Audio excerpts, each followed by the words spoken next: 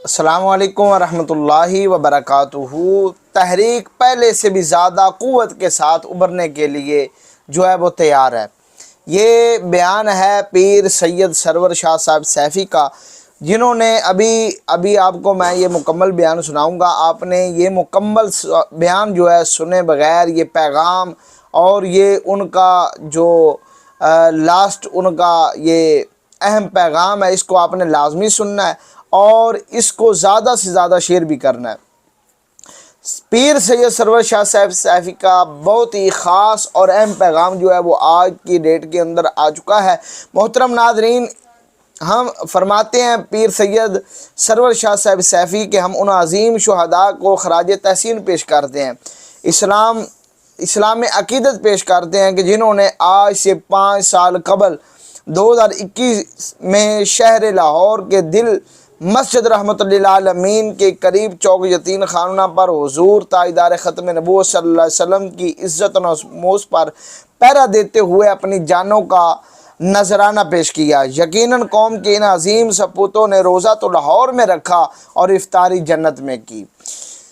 رکن شورا تحریک لبیک پاکستان پیر سید سرور شاہ صاحب سیفی کا بہت ہی خاص یہ پیغام سب سے پہلے یہ سنیے گا، اور اس کو اپنے تک محدود نہیں رکھنا، بلکہ یہ سعد رضوی کی آواز ہے، یہ انس حسین رضوی کی آواز ہے۔ یہ رکن شورا کا جو پیغام ہے یہ عام نہیں ہے، اس کو سنیے گا اور پھر اس کو اپنے تمام دوست احباب کے ساتھ کارکنان کے ساتھ شیئر ضرور کیجئے گا۔ سنیے گا جی، سب سے پہلے یہ پیغام سنیے گا جی۔ لبیک لبیک لبیک یا رسول اللہ، تاجدار ختم نبوت، زندہ باد زندہ باد زندہ باد۔ فلسطین سے ہمارا رشتہ کیا، لا الہ الا اللہ محمد الرسول اللہ۔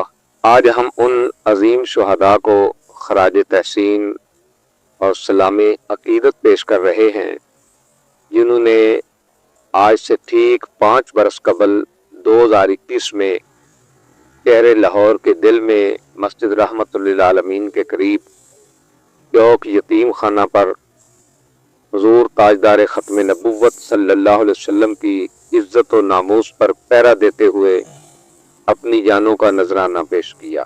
یقیناً قوم کے ان عظیم سپوتوں نے روزہ تو لاہور میں رکھا اور افطاری جنت میں کی۔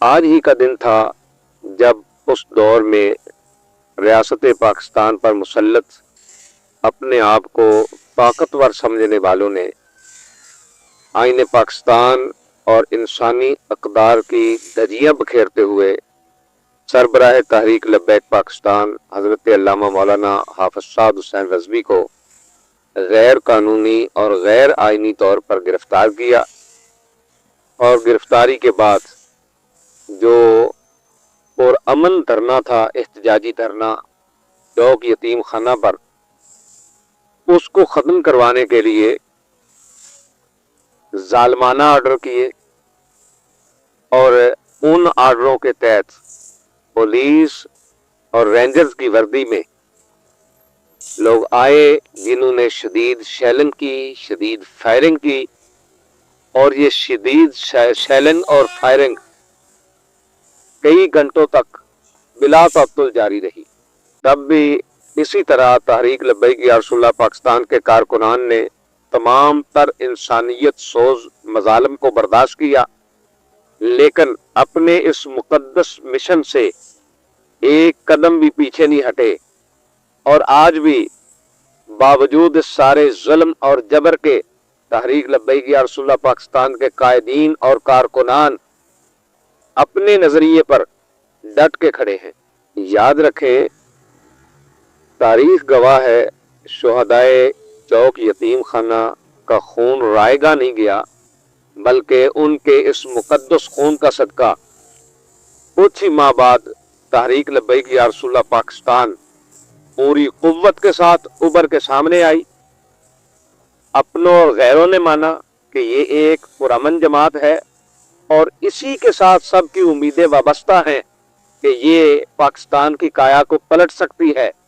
ذالک فضل اللہ یؤتیہ من یشاء۔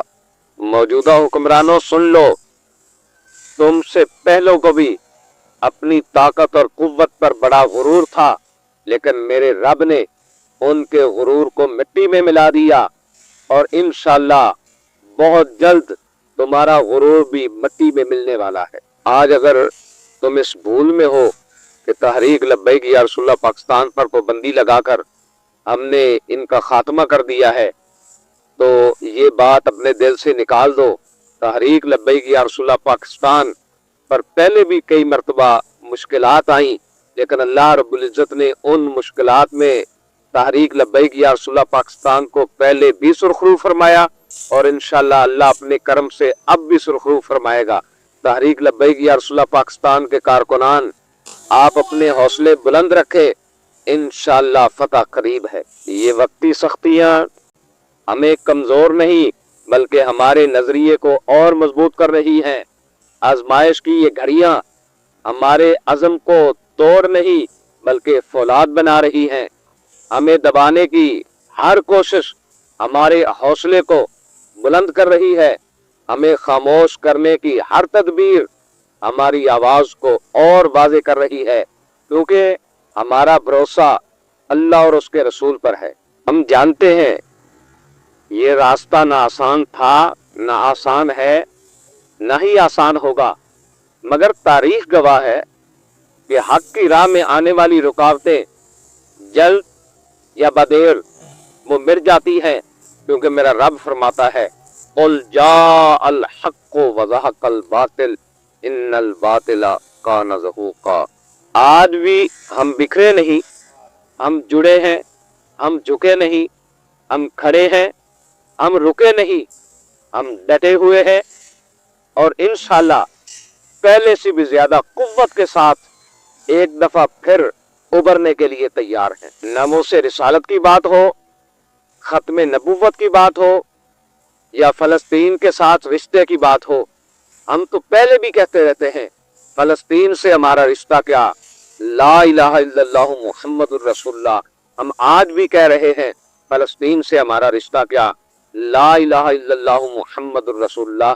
وہ جو ہمیں کہتے تھے کہ آپ اب کس لیے نکلے ہو، اب تو معاہدہ ہو چکا ہے، اب تو خوشیاں منائی جا رہی ہیں، اب وہ لوگ بتائیں کہ وہ غزہ کے مظلوموں کو کچلنے کے لیے اب پورا کفر جمع ہو رہا ہے ان کو کچلنے کے لیے، تو اب آپ لوگ کیوں خاموش ہو، آپ کہاں کھڑے ہو؟ بھائی یہ وقت ہے آواز اٹھانے کا، یہ خاموش رہنے کا وقت نہیں ہے۔ آپ دیکھو سحری کے وقت، افطاری کے وقت ہمارے آگے طرح طرح کے انواع و اقسام کے کھانے پڑے ہوتے ہیں، اور وہ بیچارے جن کے گھر ملبے کا ڈھیر بن گئے ان کے پاس بیٹھ کے وہ سحری بھی کر رہے ہوتے ہیں، افطاری بھی کر رہے ہوتے ہیں، اور کیا کچھ ہوتا ہے، کسی کے پاس کھجور کا ٹکڑا، کسی کے پاس کوئی گھونٹ پانی کا، لیکن حق کے لیے وہ آج بھی ڈٹ کے کھڑے ہیں۔ ہم نے تو جتنی ہمارے اندر توفیق تھی ہم نے تو ان کے حق میں آواز اٹھائی، کیا آپ آواز نہیں اٹھا سکتے؟ کیا اب بھی ان کی مصنوعات کا بائیکاٹ نہیں کر سکتے؟ بھائی ان کے لیے آواز اٹھاؤ، اگر خاموش رہو گے تو بتاؤ پھر کل اللہ کی بارگاہ میں جب پوچھا جائے گا تو کیا جواب ہوگا؟ آج وقت ہے، آج بولو دلیری کے ساتھ، جرت کے ساتھ۔ اگر خاموش رہو گے تو پھر سنو شاہد خیالوی صاحب کیا فرماتے ہیں، بزدلی خوف کے پردوں میں چھپی رہتی ہے، جبر کو آنکھ دکھاتا ہے، نڈر بولتا ہے، جیسے تخلیق میں خالق کا ہنر بولتا ہے، گھر کے ماحول کا لہجے میں اثر بولتا ہے۔ جسم کے ساتھ جڑا ہو یہ ضروری تو نہیں، جسم کے ساتھ جڑا ہو یہ ضروری تو نہیں، نسل اچھی ہو تو نیزے پہ بھی سر بولتا ہے۔ تاجدار ختم نبوت، زندہ باد زندہ باد زندہ باد۔ فلسطین سے ہمارا رشتہ کیا، لا الہ الا اللہ محمد الرسول اللہ۔